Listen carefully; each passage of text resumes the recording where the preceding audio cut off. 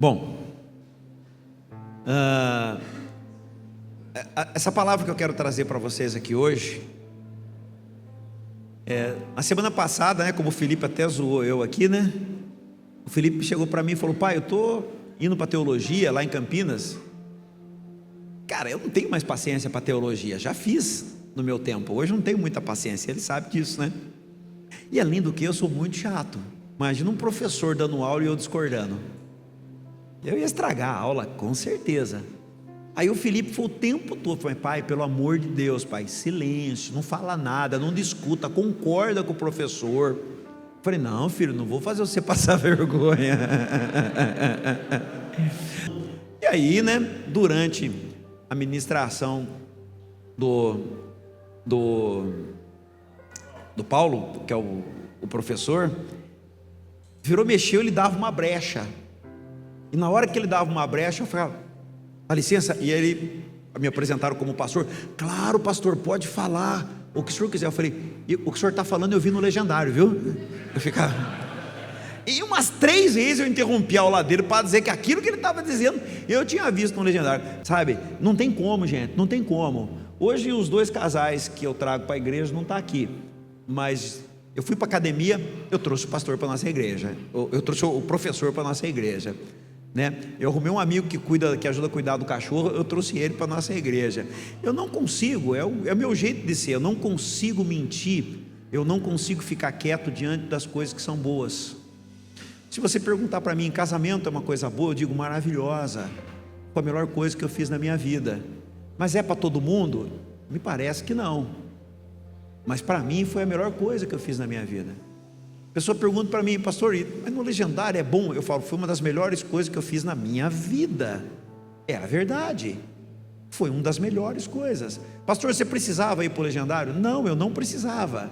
E por que você foi? Porque eu senti que era para mim ir, fui para conhecer, e foi uma das melhores experiências que eu tive. E eu quero começar essa ministração, não a pena que o telão deu problema, mas eu acho que vai dar para a gente, dá para apagar a luz aqui, Totô, para não ficar bem escurinho aqui. Eu quero colocar o filme, primeiro um filme, aquele filminho, Totô, tem tudo a ver com a ministração, mas eu quero que vocês entendam qual foi o ambiente que eu nasci e que eu cresci.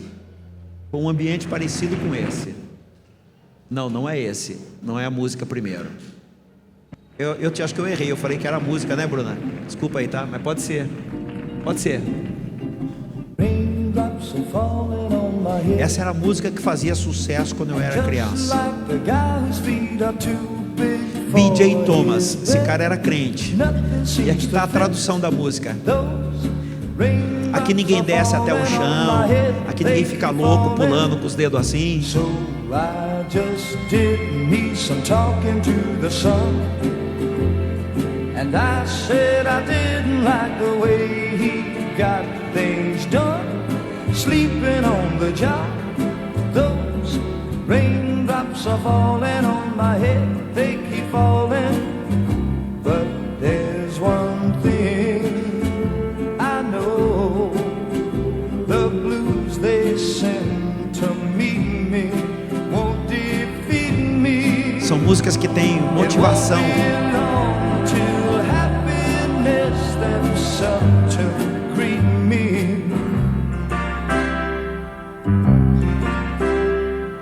Raindrops keep falling on my head, but that doesn't mean my eyes will soon be turning red. Crying's not for me, 'cause I'm never gonna stop the rain by complaining, because I'm free. Nothing's worrying me. Tá bom.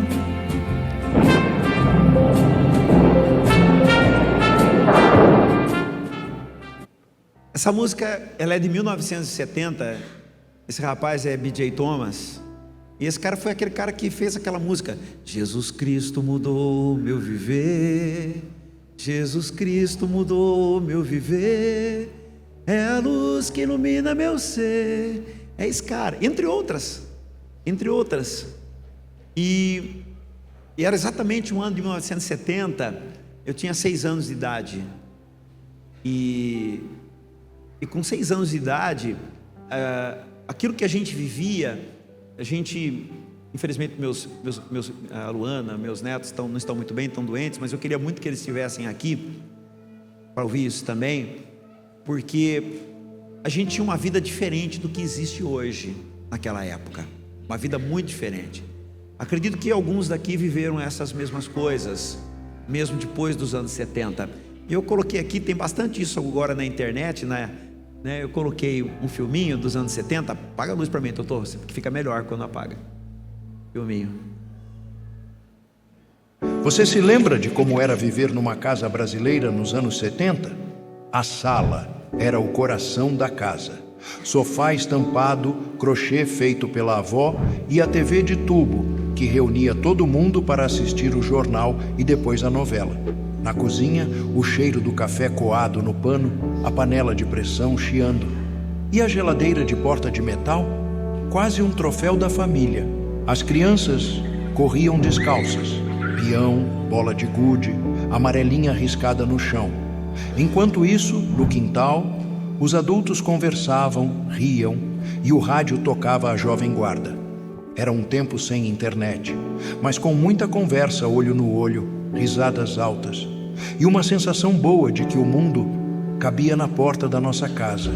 Se você também sente saudade desse tempo, comenta com a palavra nostalgia.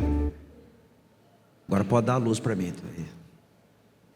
Eu fiz questão de começar exatamente dessa forma, porque tem muito a ver com algo que a gente perdeu também como igreja.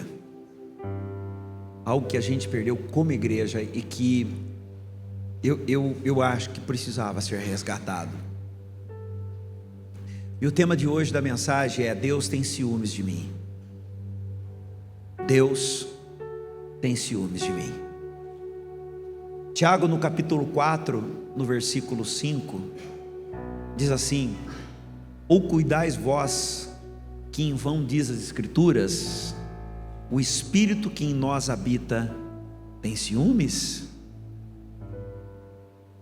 Os ciúmes do versículo que Tiago está falando aqui, ele tem, eu fui dar uma olhadinha como ele é no grego, porque depois da teologia agora estou vendo o grego também, Fê. E, importante sobre a teologia, é que o pastor estará com a gente aqui, depois eu vou colocar a foto dele, ele estará com a gente aqui no dia 13, na próxima ceia de manhã. Ele é uma figura, eu amei a ministração do pastor, ele é judeu, fala hebraico fluentemente, e foi uma maravilha. Então convido vocês, dia 13, não faltem em hipótese alguma do culto de manhã, vai ser muito bom ter esse pastor ministrando aqui. E ele foi falando muito sobre essas coisas, e aí eu fiquei perguntando muita coisa para ele, e quando eu li esse texto sobre ciúmes, eu fui dar uma pesquisadinha no grego, e a palavra, essa palavra para ciúmes é pitonos, acho que é assim que se soletra, pitonos. Não é um ciúme doentio, não é um ciúme de possessão, mas é um ciúme de exclusividade. Significa que Deus espera de nós somente uma coisa: exclusividade. Deus não aceitará que o nosso amor por Ele seja dividido com outros amores. Isso é muito importante. Por que eu estou falando isso? Porque o professor falou na aula que a nossa cultura e a cultura do judeu é muito diferente, porque a nossa cultura, nós misturamos um monte de coisa, e o judeu não tem mistura em nada. O judeu, ele é muito puro na busca dele por Deus, tanto é que quando ele conhece Jesus e ele entende que Jesus é o Messias, a entrega dele é muito grande. Mas nós não somos assim. A gente misturou na nossa cultura um Deus romano. O Deus que nós conhecemos não é o Deus judeu, é o Deus romano. O Deus romano, os deuses romanos aceitam ser divididos. O Deus hebreu não aceita, ele não divide a glória dele com ninguém. Não divide. Ele só vai aceitar relacionar com você se ele for único e puder ser intenso. Fui pegando tudo isso lá no grego. Ele precisa ser único na sua vida e ser intenso na sua vida.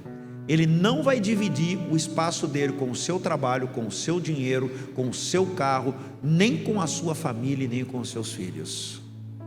Ele não dividirá. Ele entende todos os tipos de amores que existem, mas o amor para com ele não pode ocupar o segundo lugar.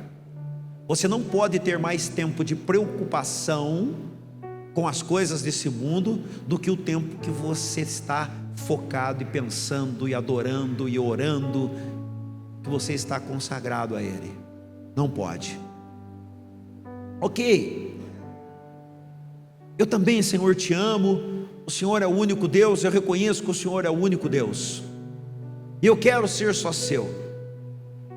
Mas o que o Senhor quer de mim, Senhor? O que eu posso fazer para ser só seu? E é aí que está o problema. Deus não pode ser enganado. Ele não se deixa persuadir por palavras, porque Ele conhece, essa palavra agora vai ser muito importante, Ele conhece os nossos corações, e os nossos corações determinará as nossas ações.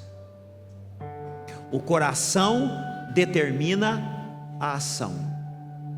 Você não tem como dizer para Deus que Ele está em primeiro lugar na sua vida, se as suas ações, de forma prática, não concretizam aquilo que está saindo da sua boca.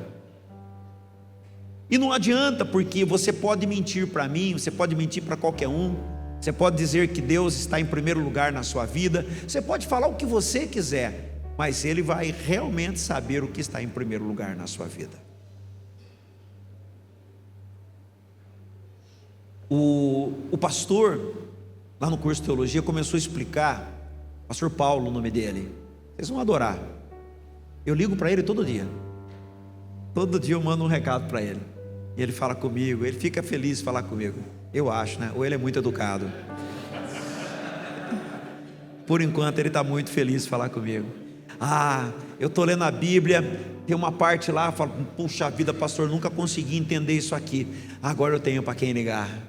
Eu ligo para ele, ele para o que está fazendo, fala, pastor, isso aqui me do hebraico, ele lança aquela palavra e explica para mim, até que enfim, eu fico muito, muito feliz, todo dia. Às vezes eu mando um recado para ele 3 da manhã, ele deve estar feliz comigo. Aí ele acorda, ele fala, uau pastor, você acorda cedo. Eu falei, eu acordo cedo para ler a Bíblia, né?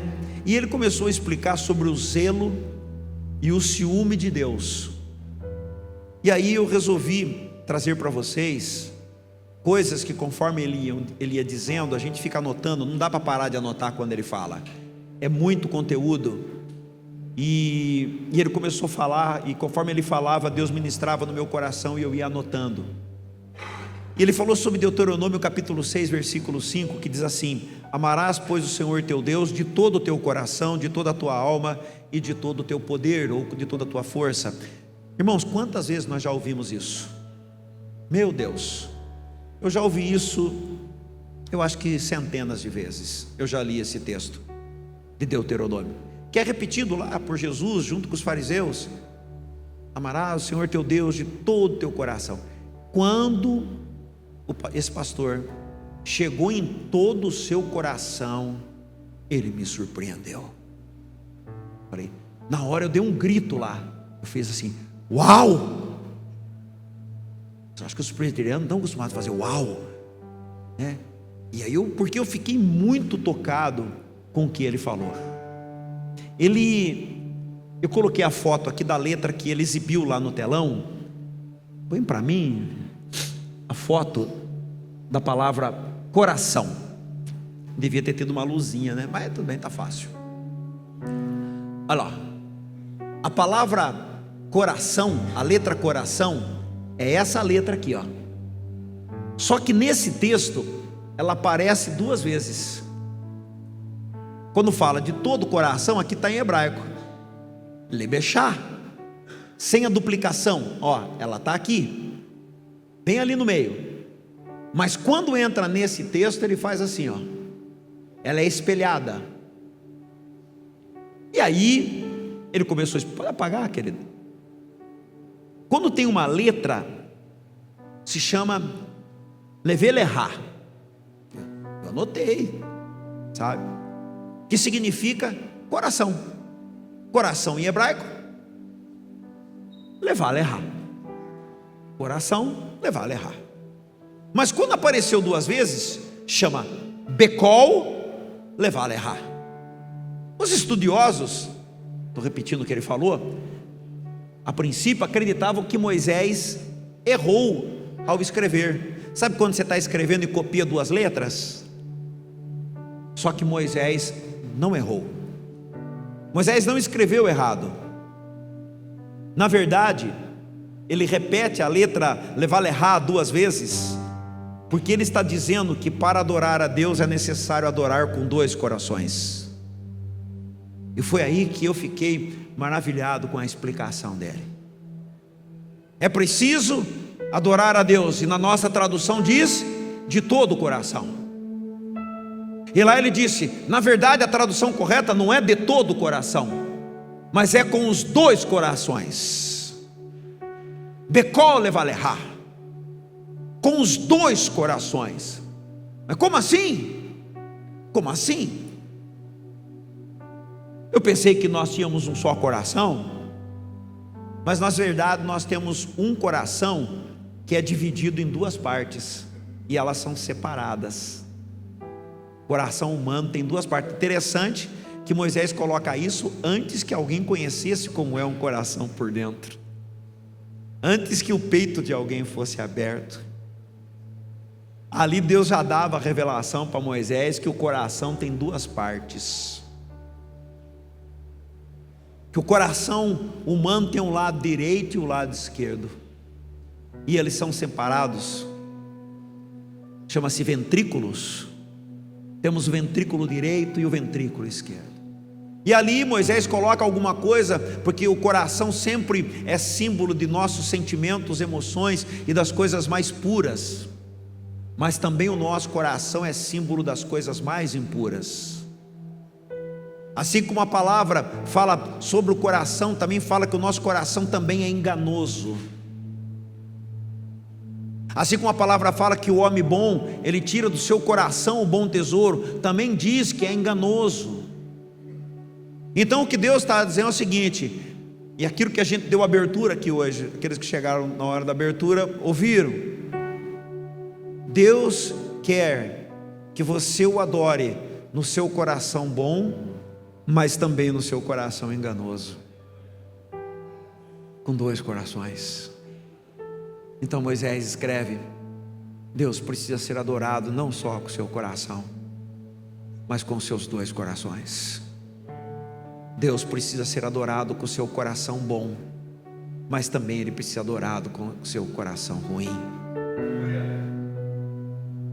Às vezes nós estamos com tanto ódio, com raiva, com mágoa, com ressentimentos, com dores. Nós estamos carregando tantas coisas dentro da gente, e a gente sabe que essas coisas ruins que estão dentro da gente mata a gente devagar. O ódio mata a gente, ter raiva de alguém mata a gente. E Deus está dizendo, eu quero trabalhar nesse lado ruim do seu coração. Eu coloquei dentro de você, dentro desse lado bom que você tem, eu coloquei algo tão grandioso que é suficiente para vir para o lado ruim e tomar conta do lado ruim. O coração bom que você tem, ele precisa também migrar para o lado que está ruim, porque eu só posso aceitar você quando você colocar os dois corações. Ele quer o lado esquerdo e ele quer o lado direito. Moisés nunca soube como era um coração, ele só escutava as batidas, mas inspirado por Deus, ele escreve a palavra coração como se nós tivéssemos dois. É Deus dizendo, Eu quero os seus dois corações. Eu quero o seu coração bom, mas eu também quero o seu coração ruim. Deus quer o lado ruim para colocá-lo sob a influência do bom, até que o lado ruim seja subjugado pelo lado bom. Paulo diz em Gálatas que existe dentro da gente uma luta, e ele chama essa luta de carne contra o espírito. Gálatas capítulo 5, versículo 17 e também o versículo 24. Porque a carne luta contra o espírito, e o espírito contra a carne, e estes se opõem um ao outro, para que vocês não façam o que vocês querem. E no versículo 24, os que são de Cristo crucificam a carne com as suas paixões e concupiscências. Se você tirar a palavra carne e espírito e colocar o lado esquerdo e o lado direito do coração, obviamente que o lado esquerdo é o lado ruim, o lado direito é o lado bom. Na Bíblia tudo que é do lado esquerdo é ruim e do lado direito é bom. Pode ver, estou brincando não. Se o lado esquerdo do teu coração é o lado ruim, o lado direito é o lado bom, eles vão brigar entre si, eles vão lutar entre si, eles vão lutar, e o lado direito tem que prevalecer, o lado bom tem que prevalecer. A carne ela tem que ser colocada submissa ao espírito. O lado ruim do coração tem que ser colocado submisso ao lado bom. Gente, nós somos ruins, mas nós também somos gente boa. Você já viu aquele negócio quando a gente está falando de alguém? Está vendo aquela pessoa, você começa a falar tudo defeito. Nossa, aquele cara, blá, blá, blá, mas é gente boa. É gente boa. A gente é capaz de falar mal de uma pessoa e depois dizer que ela é gente boa. E se você olhar para você, você vai ver a mesma coisa. Você vai ver que você tem um lado ruim, mas você também é gente boa. O que nós precisamos? Que a parte boa prevaleça contra a parte ruim. Tem coração ruim aí nesse peito, eu sei que tem, mas tem coração bom também. Todos temos. E diante disso, Deus estava falando muito comigo na semana passada sobre culto. E eu estava ouvindo coisa, eu falei: Senhor, por que o Senhor está falando isso comigo? E conforme Ele foi ministrando, aquilo ia fazendo mais sentido. E eu descobri que Deus não quer de mim o meu culto. Isso foi chocante. Deus não quer o meu culto? Não, Deus não quer meu culto, Deus quer meu coração. Deus quer meu coração, não quer meu culto. O culto é fácil de enganar. O culto, eu posso colocar um pregador muito bom e você ficar amarrado no que ele está dizendo, mas o coração, esse não dá para ser enganado. Os cultos na internet são lindos e maravilhosos, dá a impressão que aquelas igrejas não têm problemas. Grandes pregadores fazem cultos pela internet, mas nenhum de nós conseguiremos conhecer o coração deles. E Deus não quer o seu culto, ou não somente o seu culto, Deus quer o seu coração. E o Senhor falou comigo, Ele disse: culto sem coração e sem obediência, nem culto é, porque eu não recebo. É uma reunião somente. Você precisa estar presente ou não, não faz a menor diferença. E Provérbios no capítulo 23, no versículo 26, Deus não pede culto, Ele diz: filho meu, me dá teu coração, e os teus olhos observem os meus caminhos. Não quero culto, quero o seu coração. E quando você me der o seu coração, aí você vai poder olhar e vai entender os meus caminhos. Hoje, irmãos, o mundo está vivendo uma crise E por isso que eu coloquei aquele filminho dos anos 70, porque hoje nós não temos mais relacionamentos com as pessoas, e assim tem sido os nossos cultos. Conversei com o Carlos essa semana, o Joel estava trabalhando o tempo todo fora, não tive como conversar com ele. Falei: Carlos, eu acho que nós vamos acabar. Falei para ele: acho que pastores como eu estou tentando fazer de você e trabalhando, eu acho que a gente é um dinossauro em extinção. Porque os pastores que têm valor hoje não são os que se preocupam com a gente, são os que ministram gostoso na internet. Porque as pessoas querem culto.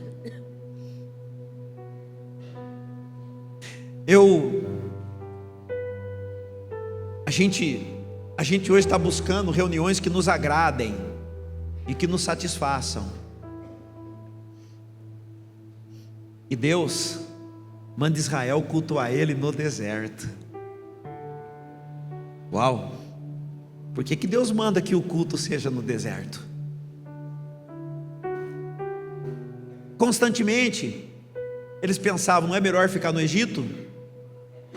Apesar deles serem escravos, Faraó disse para eles: fiquem aqui, eu vou tirar um pouco a servidão de vocês para dar um tempo para vocês poderem me cultuar o seu Deus aqui.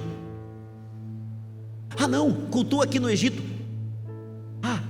Tá bom, vocês querem sair? Vocês saem, mas deixa suas esposas e seus filhos aqui no Egito. Vocês querem cultuar lá? Então deixa os seus animais aqui. E Deus disse: eu não quero que vocês me cultuem ou me ofertem no Egito, eu quero no deserto. Sabe por quê, irmãos? Porque no deserto não tem zona de conforto. No Egito, por mais que eles estivessem sob a escravidão, eles diziam: eu quero voltar porque lá tem carne de panela da Isaura. Não tem não, a Isaura não estava no Egito. Leia o texto. Quando eles querem voltar, eles falam assim: nós sentávamos ali com a nossa família e comíamos aquelas carnes, leva nós de volta para o Egito, leva nós de volta para o Egito. E no deserto não tem zona de conforto. Não tem zona de conforto. Ainda hoje eu conversei com um irmão aqui e falei: querido, estou sentindo falta desses irmãos, não tenho visto mais na igreja. Ele falou: não, pastor, esses caras estão só buscando um lugar gostoso para frequentar. O lugar gostoso é gostoso até a hora que deixa de ser. Até a hora que deixa de ser. Depois não é mais. O que nós estamos buscando? E aí eu quero entrar em algo mais profundo, porque agora eu estou entrando no grego. Agora vocês vão ter que aguentar um pastor que conhece grego. A palavra culto, a primeira vez que ela aparece na Bíblia, aparece com Adão. Quando Deus chega para Adão e diz assim: fiz o paraíso aqui para você cultivar a terra. A palavra cultivar, eu já preguei sobre isso aqui, vem da mesma origem da palavra culto. Ou seja, Deus estava dizendo: eu estou fazendo um jardim para que nesse jardim você me cultue. Ou seja, Deus diz onde será o culto. Pode ser que seja no jardim, mas pode ser que seja no deserto. Deus diz para Adão: me adore, Adão, enquanto você trabalha naquilo que eu mandei você fazer. Fui eu que te ordenei, cultue enquanto trabalha. O tempo passa e Deus diz para Moisés: avisa para Faraó que vocês vão me cultuar no deserto. Basicamente, ali em todo o deserto é estabelecido um culto, mas algo é acrescentado nessa palavra culto. Jesus é levado pelo Espírito Santo para o deserto para ser tentado. Era naquele deserto que estava o ambiente onde Deus queria que Jesus o cultuasse, através da obediência. A obediência de Cristo foi o culto, não foi nem louvor, Paloma, no deserto. Jesus vai até o deserto, e lá, a palavra ele vai lá para ser tentado pelo diabo, e lá ele cultua a Deus, no momento em que o diabo o tenta.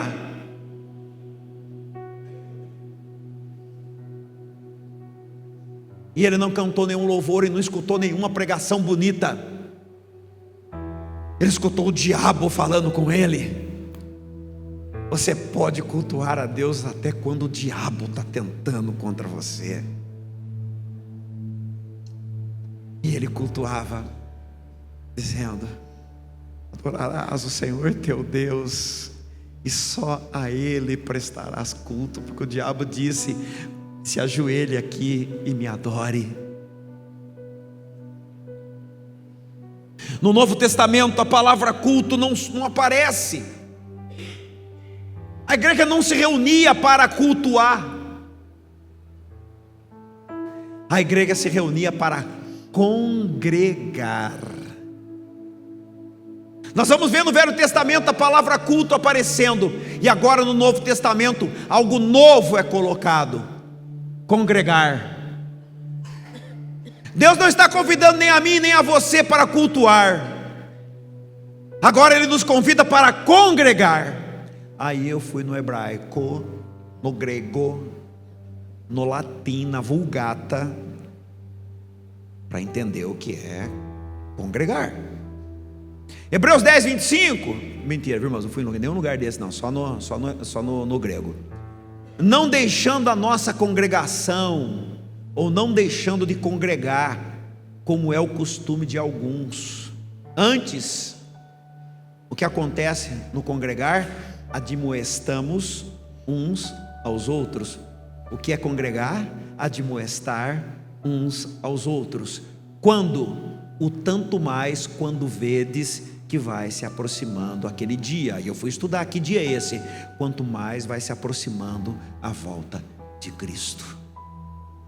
Nós cantamos hoje aqui, eu quero que cante depois no final: Maranata, ora vem, Maranata.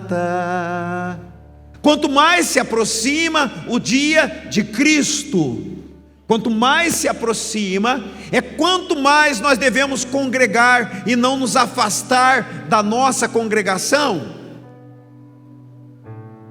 A igreja se reunia sim, mas ela não se reunia mais para culto, mas para algo mais profundo que o Espírito Santo estava trazendo. Eles não mais só cultuavam, eles agora congregavam. E aí realmente eu fui ver o que significa congregar. E aí a tradução é mais ou menos assim: eu e você, juntos, buscando a Deus. Deus me usa para te fortalecer, e Deus te usa para me fortalecer. Congregar não tem a ver com um culto bonito, não tem a ver com grandes pregações, não tem a ver com ministério de louvores ou com músicas lindas, maravilhosas e jogo de luzes que dão aquela sensação. Neurônio seu começa a ver coisa e você, uau, que ambiente de glória. Não, se acabar a luz, a glória acaba. A glória acaba na hora que a energia acabar.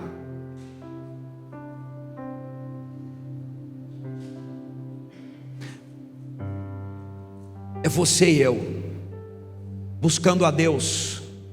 É você olhando para mim, sabendo que eu sou fraco e que eu tenho um coração ruim, e Deus te usando para trabalhar para que o meu coração bom possa sobrepujar meu coração ruim. É eu trabalhando na sua vida para que o teu bom coração esteja sobressaindo ao seu mau coração. A palavra para congregar é episenagogue. Episenagogue. A palavra vem de epi, que significa junto em direção, e sinagogue, que significa reunião e ajuntamento. A ideia é de reunir-se juntamente, ajuntar-se, estar unidos uns com os outros. E é interessante porque não significa simplesmente frequentar um lugar. O foco está no ajuntamento dos próprios cristãos. O contexto deixa isso muito claro. Deus não espera mais culto, Ele espera uma junção de irmãos, uma união. Ele espera situações que exaltem o seu nome.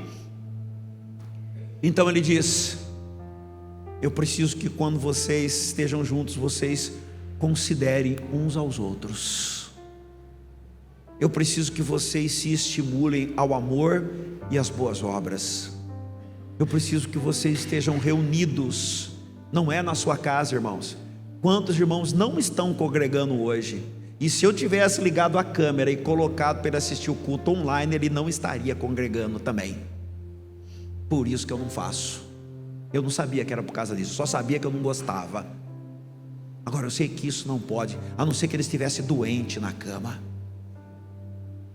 Não faz sentido. Congregar significa admoestar. Congregar significa encorajar uns aos outros. Portanto, o sentido de congregar de Hebreus 10, 25 envolve estar efetivamente reunido com uma comunidade de irmãos para exercer, eu gostei dessa palavra, reciprocamente a fé. Significa não abandonar, não desertar, não deixar para trás. Então o autor não está simplesmente dizendo não deixe de ir no culto. A ideia é mais profunda. Ele diz: não abandonem o ajuntamento de vocês como comunidade de fé. Ou seja, congregar não é apenas estar presente em um prédio, é participar do ajuntamento do corpo, relacionando-se, encorajando, exortando, fortalecendo uns aos outros. Meus irmãos, onde foi que nós mudamos? Onde foi que essa cultura mundana entrou na nossa vida? E aí algo me veio à mente, por isso que eu coloquei aquele filme dos anos 70. Nos anos 70, meus irmãos mais velhos, até os anos 80, né, vão se lembrar como era. Nós éramos mais juntos até com os nossos vizinhos. Que Deus mais velhos aqui que lembra disso? Levanta a mão. Nós éramos mais juntos e mais participativos com os nossos vizinhos. Eu me lembro que aqui em Santa Bárbara do Oeste, quem é que podia pagar o médico? Quase ninguém. Você lembra, Neuza? A gente, quando ficava doente, ia no Naor, farmacêutico, a droga Santa Maria, da Avenida Monte Castelo. Quem lembra do seu Naor?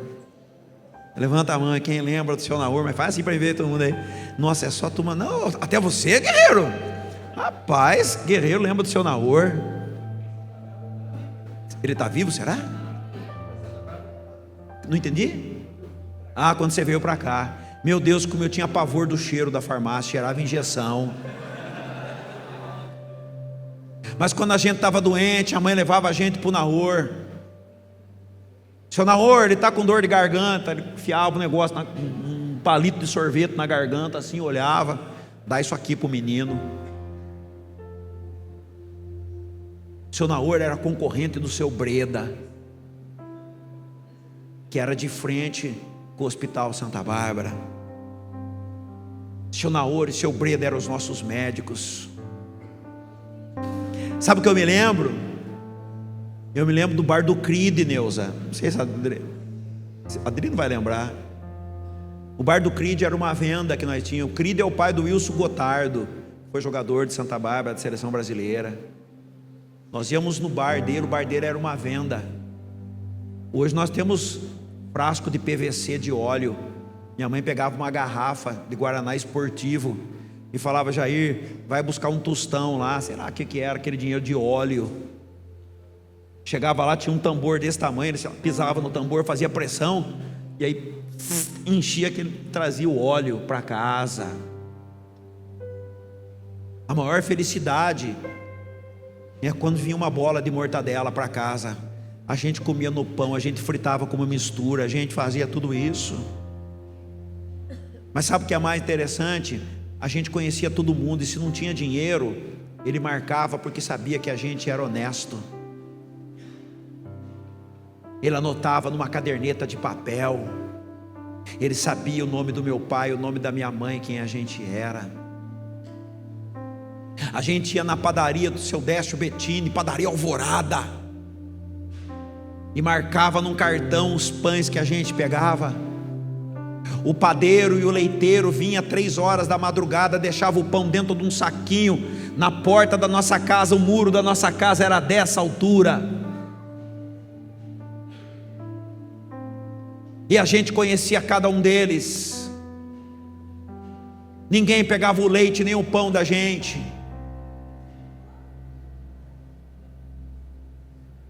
Nós tínhamos o verdureiro, o seu Gentil, Neuza, e o sorveteiro que vinha numa charrete, Neuza, vendendo sorvete para nós. Eu não tenho dinheiro, amanhã sua mãe paga. E nós chupávamos o sorvete. A gente conhecia todo mundo. Quando alguém morria, o velório era na casa, e todo mundo enchia aquela casa e todos choravam. Nós íamos na missa, e na missa todo mundo conhecia todo mundo. Ninguém que morava na Aparecida ia assistir missa no centro, porque nós sabíamos o lugar nosso, da nossa congregação. Era para o Padre Arthur que nós pegava a bênção.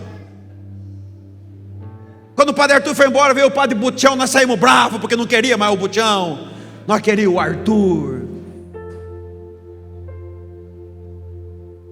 Nas ruas, nas noites de calor, as cadeiras eram colocadas todas nas ruas. Havia aquelas cadeiras de tira, de nylon assim. Eu já vi algumas por aí, na casa do Gil, acho. Não sei onde foi que eu vi, Gil. Aquelas cadeiras de corda que eu vi, não, acho que não. A gente sentava na rua e todo mundo ia lá e sentava junto com a gente. Ficávamos até às 10. E aí a mãe gritava, a gente sabia que tinha que ir para casa. Todo mundo conhecia, brincava de pega-pega, brincava de paz, brincava de polícia e ladrão. E brincávamos, não tinha problema, não tinha violência. Jogávamos bola na rua, todo mundo conhecia todo mundo. A gente não tinha Bíblia, mas tinha mais relacionamento com o próximo.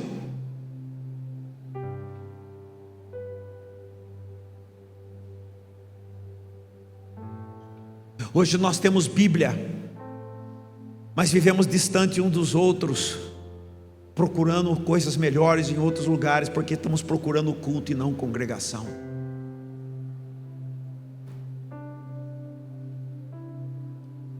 Achamos que precisamos ir para lugares e reuniões especiais, sem a necessidade de congregar, e achamos que estamos bem com Deus.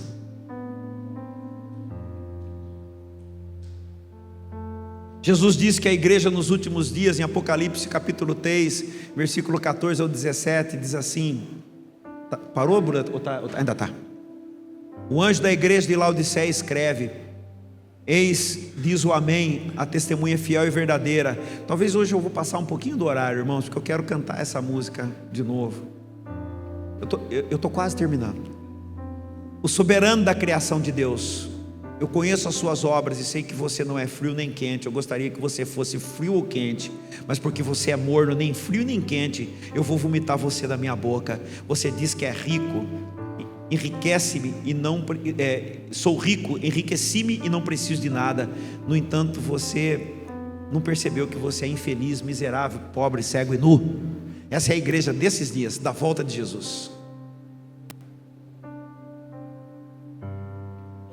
É uma igreja que procura culto e não congregar. Congregar nos traz correção, congregar nos traz obrigações, congregar nos faz dependentes, congregar nos permite serem usados por Deus. Balaque contrata Gideão para amaldiçoar, mas Deus, quando olha para aquilo que ele quer amaldiçoar, a palavra diz que Deus olha a congregação. Deus olha a congregação, da onde vem a palavra congregar.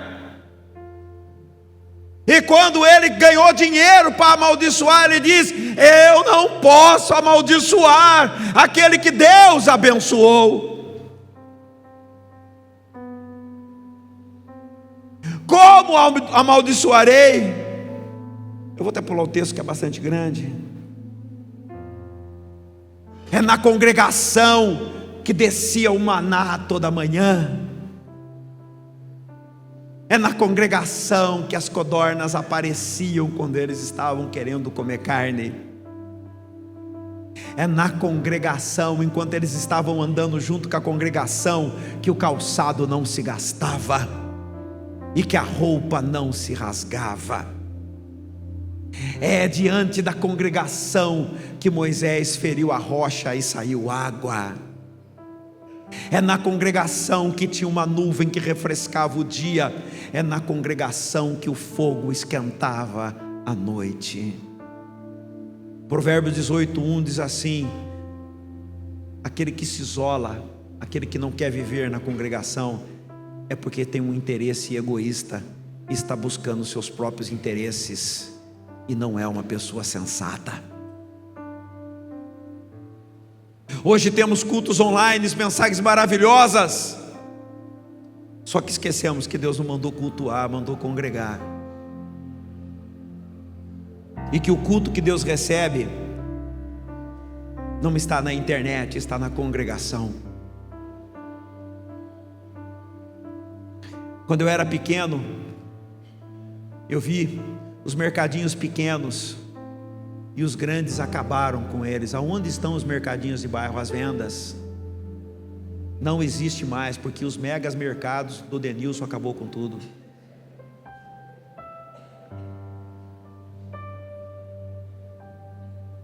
O Denilson não conhece um cliente. O seu Cride conhecia eu, Deus, de pequenininho. O que as igrejas estão se tornando, irmãos? Grandes supermercados. Grandes. Eu acho que a gente vai acabar. Eu acho. É triste dizer isso. E eu acho que a igreja não vai ser arrebatada mesmo, porque essa igreja não vai ser arrebatada. Não vai. Uma igreja que cada um cuida da própria vida, que se reúne para um culto. Não é essa igreja que vai ser arrebatada. Nós nos tornamos megas farmácias. Redes de farmácias tomaram conta de tudo. Não existe mais seu Naor. A gente hoje está mais próximo de um clube do que de ser a igreja, o eclésia. Quando eu era jovem, aqui na cidade tinha 2 clubes, o União Barbarense, ainda tem aí, e o Barbarense. Barbarense era para os mais ricos, o União era para os mais pobres. Eu nem do União não era sócio, Deus. Nós pulávamos o muro para entrar. Já apanhei no União porque pulei o muro.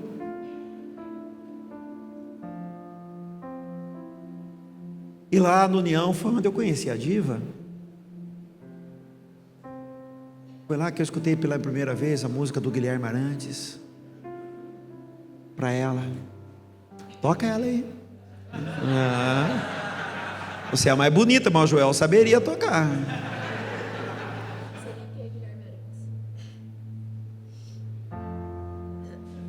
Ah, tá. Era lá que os meus amigos, era lá que os meus vizinhos, que todos se encontrávamos. E quando nós não gostávamos mais daquele lugar por alguma coisa, nós procurávamos outro melhor, porque com o clube se faz isso. Levítico capítulo 10, versículo 1 e 2, o pastor Paulo falou sobre esse texto. Eu achei interessante acrescentar nessa mensagem que Deus estava trazendo no meu coração. Levítico 10, 1 e 2 diz assim: os filhos de Arão, sacerdotes herdeiros do sacerdócio, chamado Nadab e Abiú, tomaram cada um o seu incensário e puseram neles fogo, e puseram incenso sobre eles, e puseram fogo estranho perante a face do Senhor, que não lhes ordenou fazer isso. Então saiu fogo de diante do Senhor e os consumiram, e morreram perante o Senhor. Nadab e Abiú morreram porque levaram fogo que Deus não pediu, porque fez o que Deus não pediu. E aí o professor lá explicou, eu estava com essa dúvida, mas da onde vem esse fogo? Qual fogo eles levaram?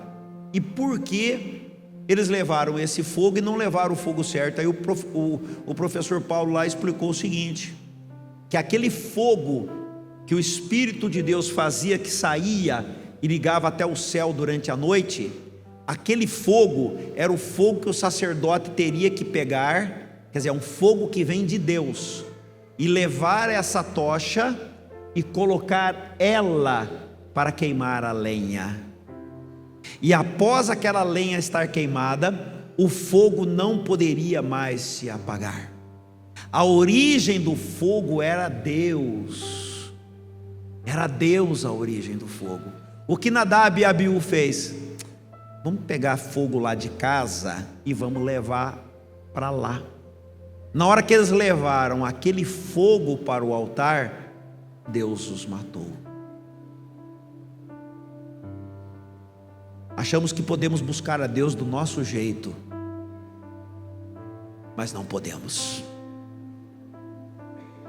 Deus pediu que os buscássemos no segredo do nosso quarto. Pode fazer, pode buscar. No oculto, quando ninguém está vendo, é a ordem dele. Mas no Salmo 133 e em toda a Bíblia ele diz: mas vocês precisam me buscar no meio da congregação de vocês. Qualquer coisa fora disso é fogo estranho. Por quê? Porque Deus não divide a glória dele com ninguém. Porque Deus tem ciúme de nós. E tem algo aqui que me chamou muita atenção, e foi o pastor que disse, e eu quero repetir as palavras dele. Muitos vêm para o culto e traz celular, e ficam vendo outras coisas, não se desliga, porque estão apaixonados demais com as coisas que estão vivendo, ou preocupados demais com essas coisas, e acendemos um fogo estranho na presença de Deus, e achamos que não tem importância nenhuma. Ligamos o celular, levantamos o tempo todo para beber água, dá uma sede quando chega na igreja. Não é que deu sede, porque Moisés, quando foi na presença de Deus, ficou 40 dias e 40 noites sem comer e sem beber, porque estava focado.